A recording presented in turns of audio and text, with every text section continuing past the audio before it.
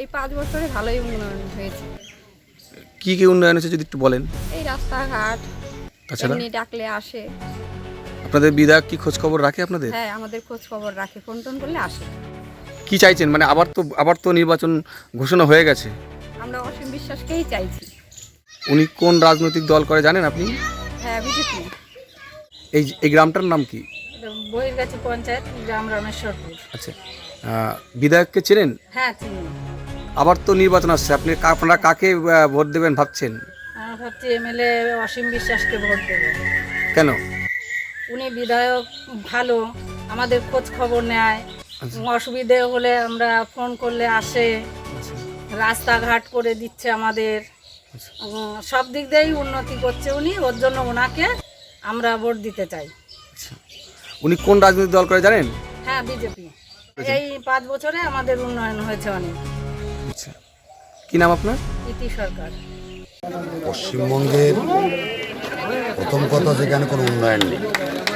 পশ্চিমবঙ্গের আমার বিধানসভার গত 5 বছরে বারংবার বিধানসভায় দাঁড়িয়ে দৃষ্টি আকর্ষণ করেছে যে অন্তত প্রাথমিক যে হসপিটালগুলো আছে সেই হসপিটালগুলোকে সংস্কার করা, সেখানে নতুন ডাক্তার, নিয়মিত ডাক্তার বসানো, বেডের ব্যবস্থা করা, একাধিক রাস্তাঘাট যেগুলো জেলা পরিষদ এবং ডিএমজিএস থেকে করা হয় জেলা পরিষদের মাধ্যমে, কোনো রাস্তাঘাট করেনি।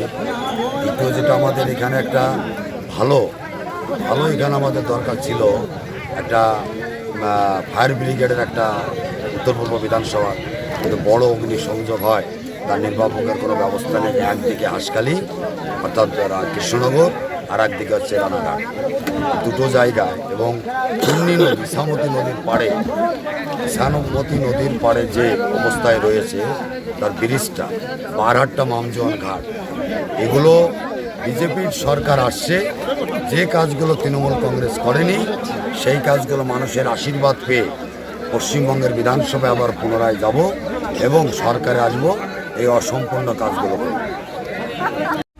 এই খবরটি নিবেদন করছেন দাস এন্টারপ্রাইজ। এখানে পেয়ে যাবেন পাইকারি মূল্যে বাড়ি তৈরির সামগ্রী। এই খবরটি নিবেদন করছে তারা মা ভ্যারাইটিস। এখানে পাইকারি মূল্যে একই ছাদের তলায় পেয়ে যাবেন gas oven, torch light, mixer grinder ও প্রেসার কুকার। ঠিকানা ফুলিয়া স্টেশন রোড।